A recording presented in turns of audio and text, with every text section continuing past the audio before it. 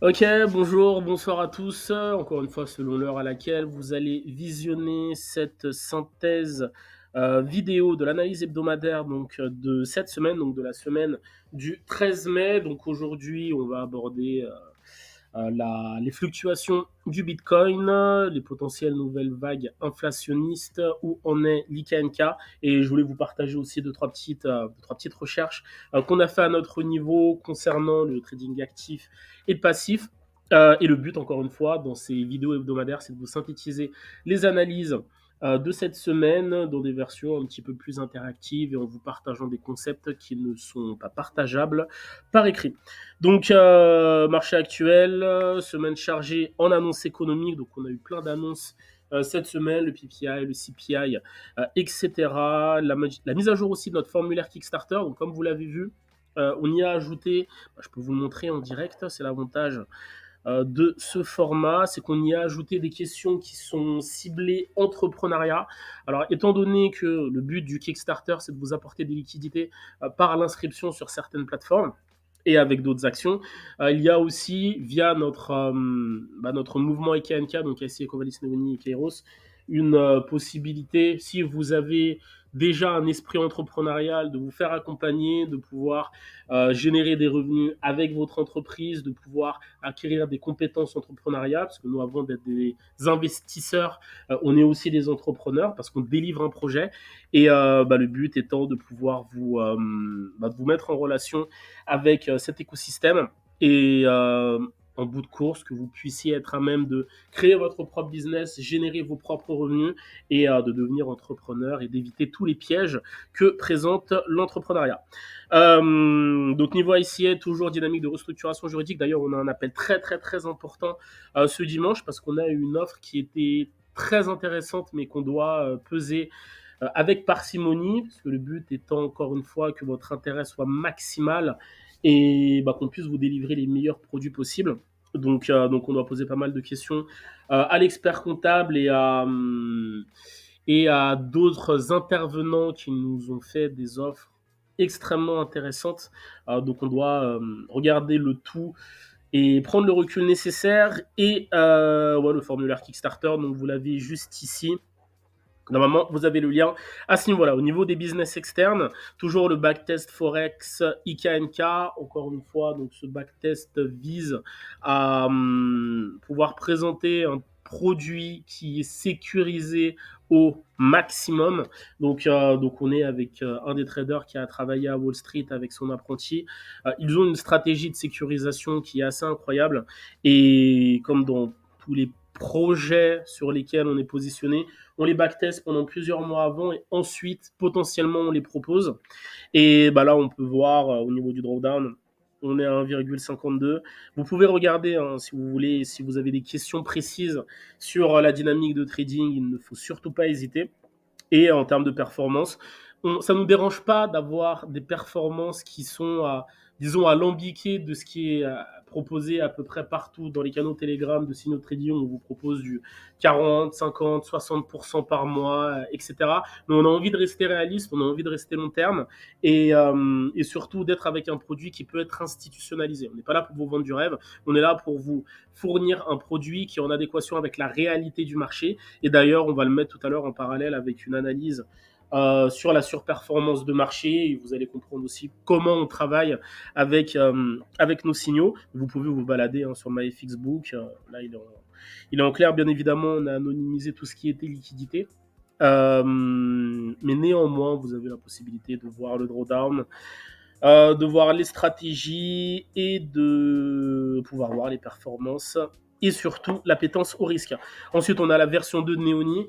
Alors là, ça va être un petit peu court. Je pense qu'on fera une session spéciale. On vous présentera précisément Neoni, mais en de très simples termes, Neoni, c'est l'extension du projet 100M, donc du projet 100 millions, dans lequel on travaille avec une entreprise, une infrastructure qui accompagne des entrepreneurs depuis à peu près 15 ans. et qui a développé leur propre réseau social qui vise à automatiser les transactions et les interactions entre entrepreneurs et surtout qui vous aide, vous, en tant qu'entrepreneur, à trouver des clients de manière automatisée et en tant que client, de pouvoir trouver des services et ce, de manière automatisée également. C'est un petit peu comme Facebook, mais seulement pour les entrepreneurs. Donc, côté macrofinance, croissance économique au Royaume-Uni, donc on a une croissance de 0,6% au premier trimestre 2024. En 2021, beaucoup plus rapide du coup sur le quatrième trimestre 2021 avec une reprise des dépenses de la consommation et forte augmentation des investissements au niveau du marché du crédit américain, à la traîne par rapport aux actions avec des normes de prêt strictes persistantes, en particulier parmi les petites banques, donc avec une suggestion que les taux de défaut pourraient rester élevés et les données au niveau de la zone euro, on est sur des données mitigées mais globalement positives. Donc ça, à savoir que c'était une analyse en début de semaine avec toutes les annonces et la surexposition économique qu'on a eue. Il y a beaucoup de choses qui ont changé, mais ça, on en reparlera du coup à la prochaine analyse hebdomadaire. Mais toujours mitigée, globalement positive, avec une amélioration du sentiment des investisseurs et des ventes au détail. Pour le Bitcoin, du coup, ce qui sera plus intéressant, c'est de basculer directement sur le graphique. Alors, un petit instant, juste recharger le QQE. Notre fameux QQE mode, qui, encore une fois, est la concaténation du RSI, un petit peu du MACD, parce qu'on a des concepts de volatilité et de tendanciel avec cet indicateur. Donc, vous le voyez ici en bas. Et on va le consolider avec la super trend qui reprend, elle, des concepts de moyenne mobile. Voilà, donc on a un graphique à peu près propre. Là, on est en daily, on va passer en 4 heures, parce qu'on a eu en plus beaucoup de volatilité. On a eu beaucoup d'annonces économiques, ce qui explique la volatilité qu'on a eue, parce qu'on a eu pas mal de zones de stop à les déclencher. Et ce que vous avez vu au niveau de l'analyse hebdomadaire, donc c'est ce sur quoi on a zoomé. Tac. On a ici 72 000, on va plutôt passer en daily. On va commencer en daily et ensuite on va basculer sur le 4 heures. Donc déjà, on a la Bitcoin dominance, parce qu'on avait parlé de la Bitcoin dominance en premier lieu. Donc pour rappel, la Bitcoin dominance, c'est le poids du Bitcoin par rapport aux autres crypto-monnaies dans l'écosystème. C'est-à-dire que plus cette courbe est élevée, plus le Bitcoin représente de la capitalisation dans la saisonnalité, donc les altcoins seront moins puissants quand le Bitcoin, lui, est en hausse, et c'est ce qu'on voit. On voit qu'on est sur une tendance haussière au niveau de la Bitcoin dominance. Alors, tac, on va laisser le support ici. Donc, forcément, en termes de saisonnalité, il va falloir attendre un petit peu avant d'avoir une alt season propre. Je pense qu'on l'aura d'ici 2025, mais c'est encore de la spéculation.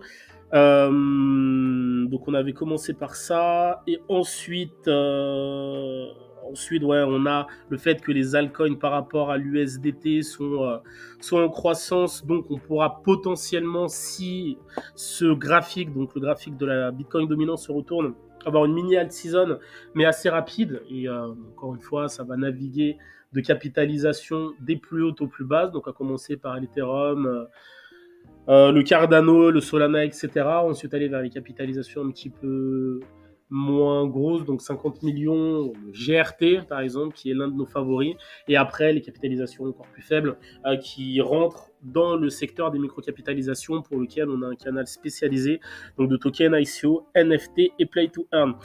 Donc on a le Bitcoin du coup qui est resté au-dessus des 61K, c'était une zone importante, une zone de test. On va repasser en 4 heures ici.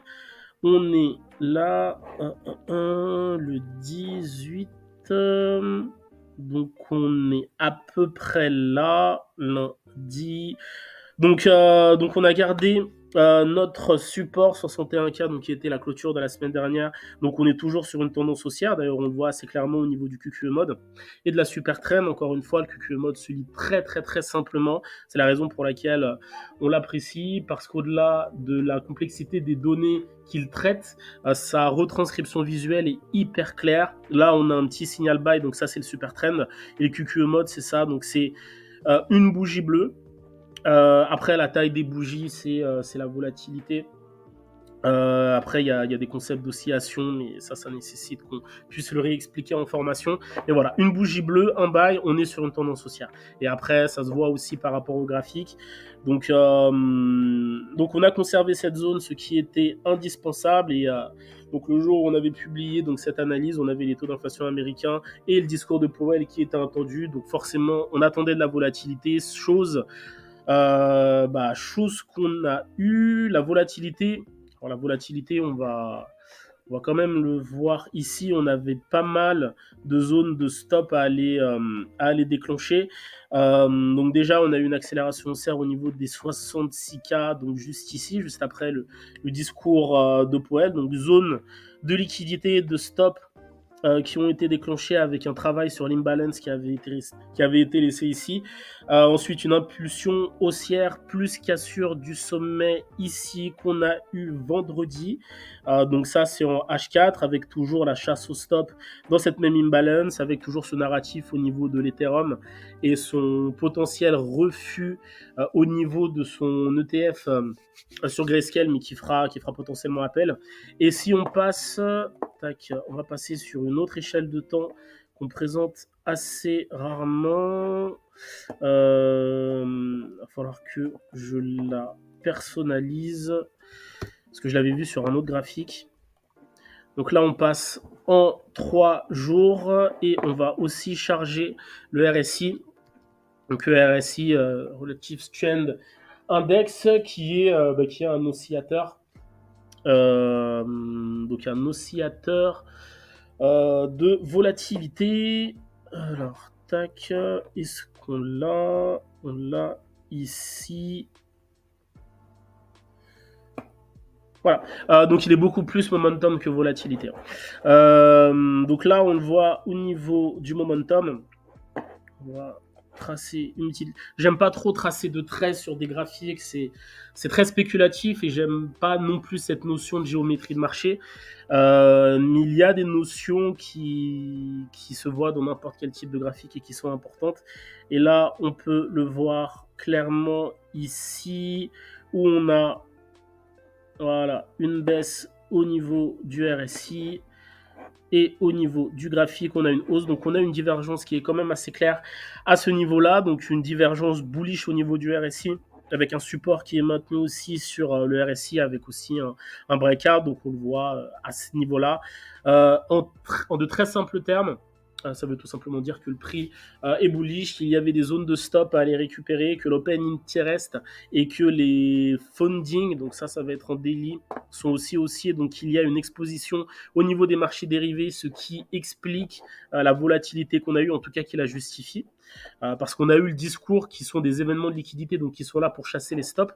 C'est pour ça qu'on a eu ces mouvements et derrière, voilà, on sait qu'il y a une surexposition futures, donc le prix aura un intérêt à aller chasser des stops.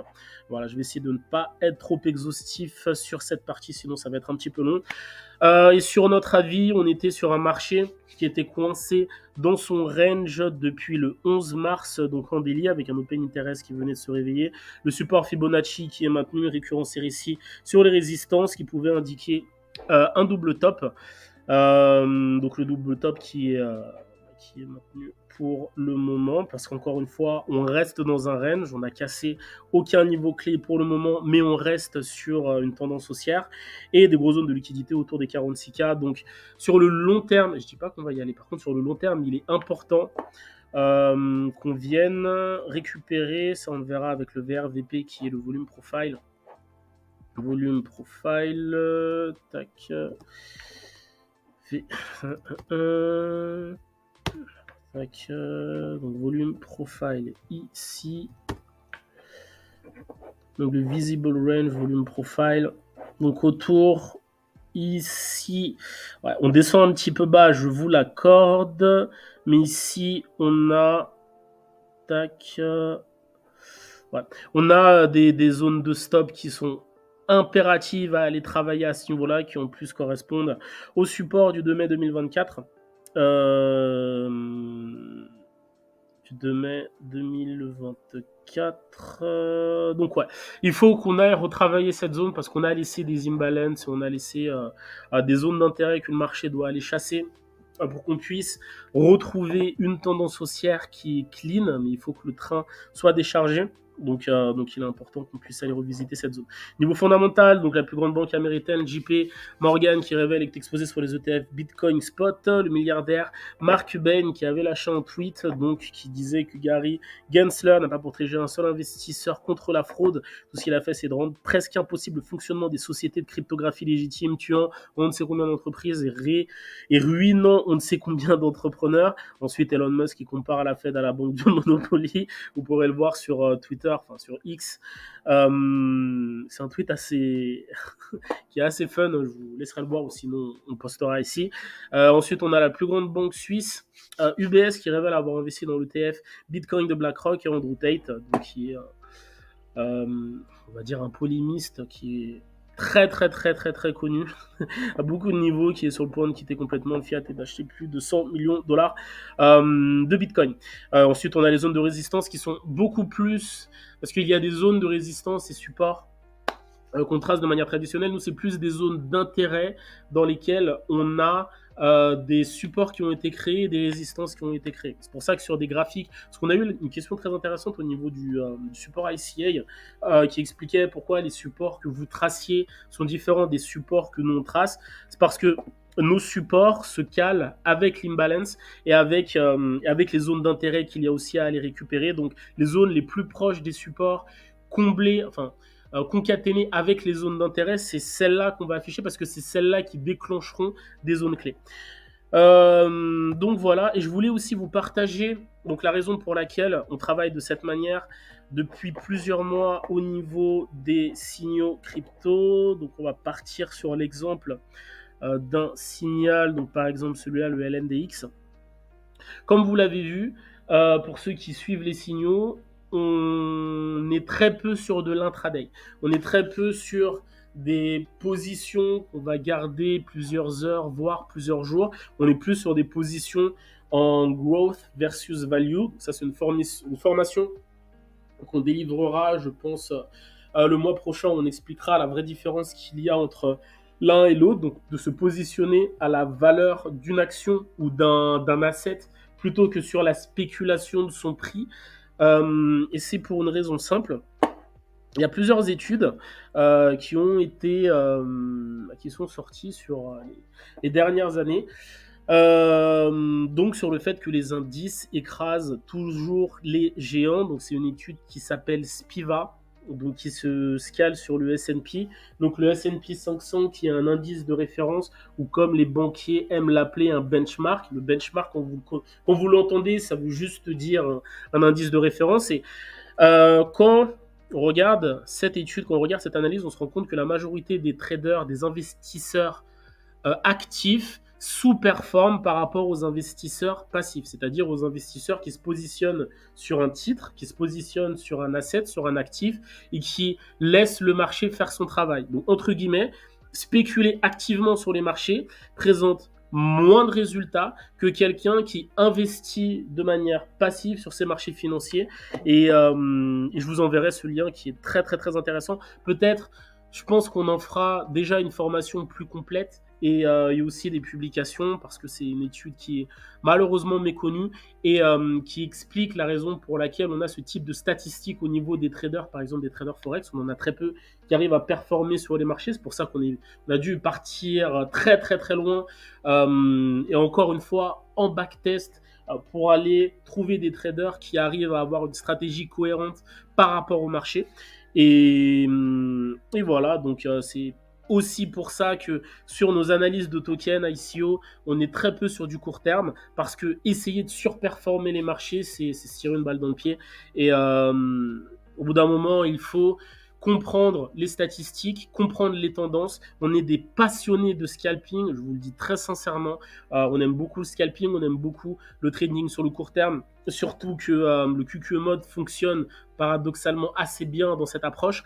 Mais on le sait que statistiquement, on est dans une catégorie de personnes qui seront plus à même de perdre sur les marchés en étant actifs dessus plutôt que des personnes qui se positionnent sur le long terme au niveau des marchés. Donc j'espère que cette partie est compréhensible parce que ça explique la manière dont on travaille sur ces derniers mois et on travaille